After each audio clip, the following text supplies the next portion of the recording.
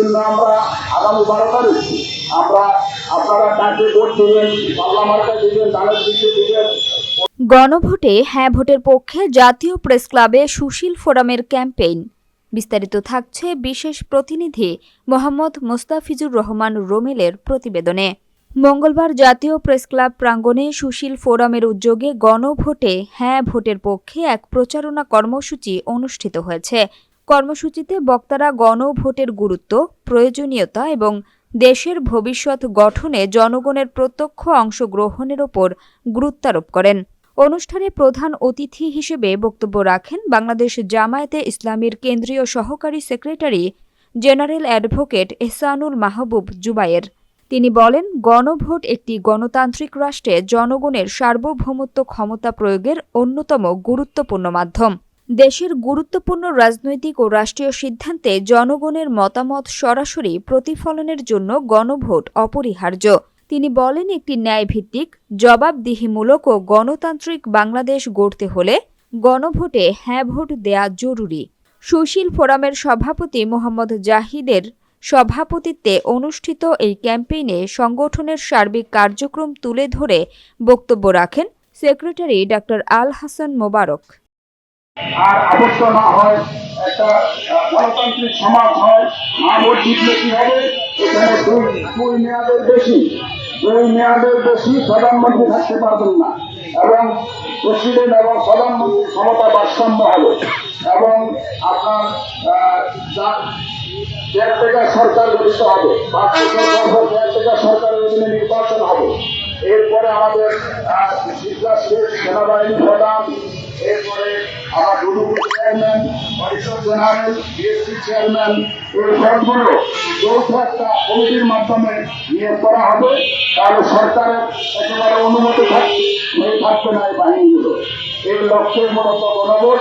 সেই গণভোটে আমরা যেন সবাই জোরালোভাবে সমর্থন করি, আঞ্চলিকভাবে সমর্থন করি, সেই প্রত্যাশা আমাদের কাছে চেষ্টা আমাদের সবাই থাকতে হবে। এই গণভোটের মাধ্যমে আমরা বেশিরভাগ করে একটি সুন্দর সমাজ প্রতিষ্ঠা করতে চাই, গণতান্ত্রিক অধিকার রক্ষা করতে চাই।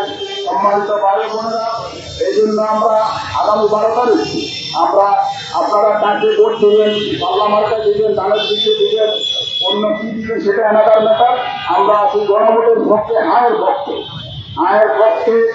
পক্ষ নির্বাচিত হলে যারা ভোটে যদি সংসদে বেশি আসন পান, তাদের পক্ষ চলে যাবে না। তারা প্রধানমন্ত্রী হতে পারবেন, রাষ্ট্রপতি হতে পারবেন, যে দল বেশি সিট পাবে। সুতরাং এই গণভোটে হাত দিতে মানে লাগাম টেনে ধরা, অর্থাৎ আপনি যা ইচ্ছা তাই করতে পারবেন না, আপনি যা ইচ্ছা সেভাবে সরকার চালাতে পারবেন না। একটা কাঠামোর মধ্যে, একটা নিয়মের মধ্যে, একটা নীতির মধ্যে আপনাকে রাষ্ট্র চালাতে হবে। তাই আগামী 12 তারিখ আমরা সবাই হায়ের পক্ষে রায় দেব। হায়ের পক্ষে রায় দিয়ে দেশকে একটি স্থিতিশীল এবং উন্নয়নশীল দেশ হিসেবে আমরা গড়ে তোলার চেষ্টা করব। সেই চেষ্টা, সেই সংগ্রামে আমরা সবাই যেন এগিয়ে যাই। সেই সংগ্রামে আমরা যেন পিছপা না হই, সাহসিকতার সাথে, আন্তরিকতার সাথে, নির্ভীকতার সাথে আমরা রুখে দাঁড়াই।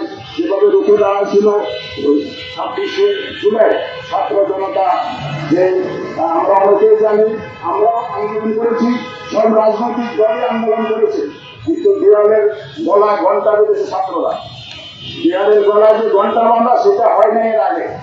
আমরা এর আগে 28শে অক্টোবর 2023 সালে আমরা আন্দোলন করেছিলাম, এর আগেও আন্দোলন করেছি, মহাসমাবেশ হয়েছে, কিন্তু আন্দোলনের একটা পর্যায়ে নিয়ে এসেছে বা একটা ফিনিশিং নিয়েছে ছাত্র জনতা।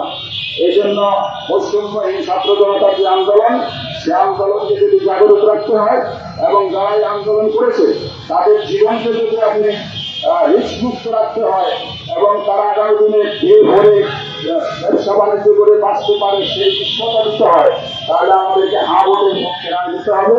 হাঁ ভোটের পক্ষে রায় দেওয়া মানে কোনো রাজনৈতিক পক্ষে বিপক্ষ নয়, বাংলাদেশের পক্ষে আমরা রায় দেবো। আসুন আগামী 12 তারিখ আমরা যেন হায়ের পক্ষে রায় দিয়ে এই রাষ্ট্রকে একটি স্থিতিশীল রাষ্ট্র, এই রাষ্ট্রকে একটি বৈষম্যহীন রাষ্ট্র, এই রাষ্ট্রকে একটি বেশিরভাগ মুক্ত রাষ্ট্র, এই রাষ্ট্রকে জনগণের রাষ্ট্র হিসেবে আমরা গড়ে তুলতে পারি। সবাইকে আল্লাহ হাফেজ। আসসালামু আলাইকুম ওয়া রাহমাতুল্লাহ।